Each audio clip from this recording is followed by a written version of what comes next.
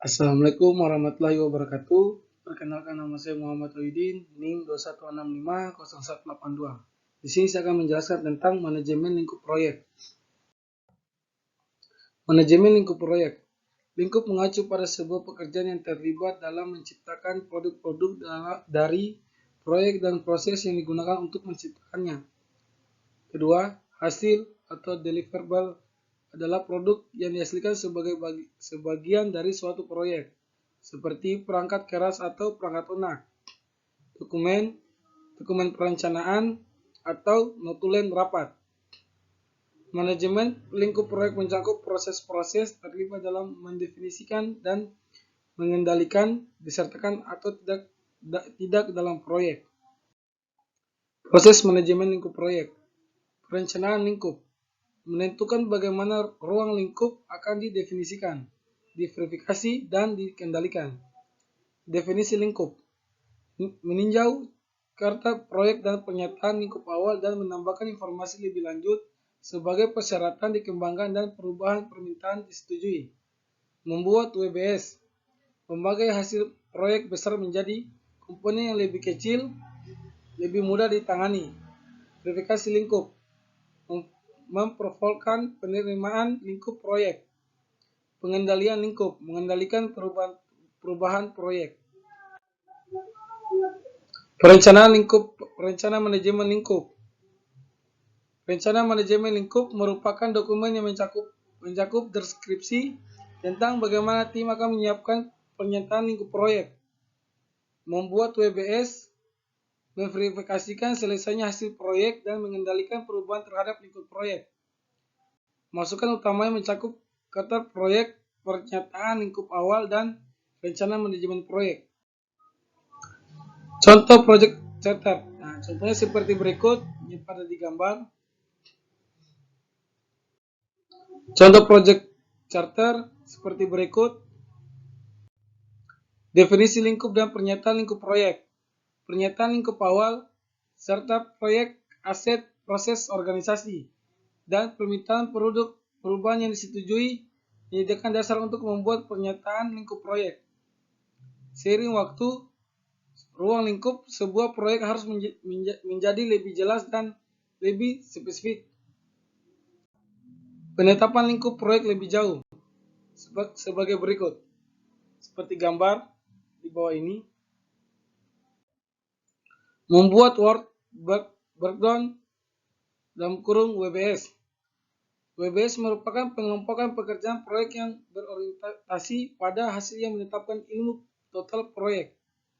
WBS adalah dokumen dasar yang memberikan landasan bagi perencanaan dan pengolahan jadwal proyek, biaya, sumber daya, dan perubahan. Dekomposisi merupakan bagian hasil proyek menjadi bagian-bagian yang lebih kecil. Contoh WBS intranan disusun berdasarkan produk. Sebagai berikut. Contoh WBS intranan disusun berdasarkan phase. Sebagai berikut. Dia ada dari level 0 sampai level 3.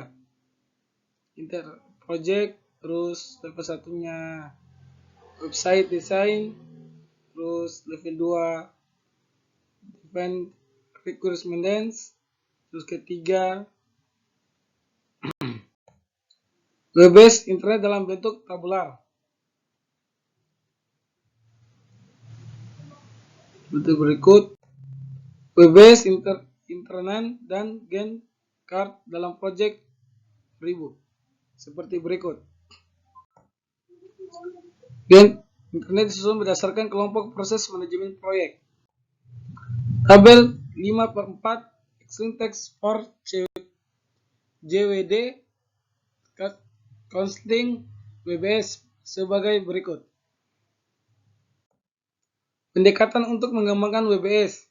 Pedoman beberapa organisasi seperti DoD memberikan pedoman untuk mempersiapkan WBS. Pendekatan analogi meninjau WBS proyek-proyek serupa dan menyesuaikan untuk proyek Anda. Pendekatan top 1. Mulailah dengan item terbesar dari proyek dan pecahlah. Pendekatan bottom up. Mulailah dengan tugas-tugas khusus dan merangkumnya. Pendekatan min mapping. Menulis tugas di format non-line dan kemudian membuat struktur WBS. Contoh pendekatan min mapping.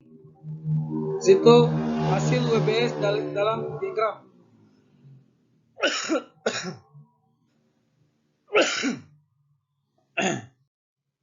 Pustaka WBS dan Kobe Baseline.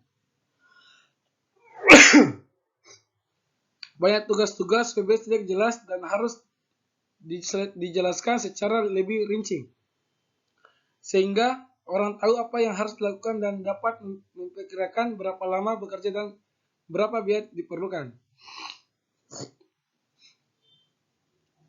Pustaka WBS merupakan dokumen yang menggambarkan informasi rinci tentang tiap butir WBS, lingkup proyek yang disetujui dan WBS-nya, serta pustaka WBS membentuk scope baseline yang digunakan untuk mengukur kinerja dalam memenuhi sasaran lingkup proyek.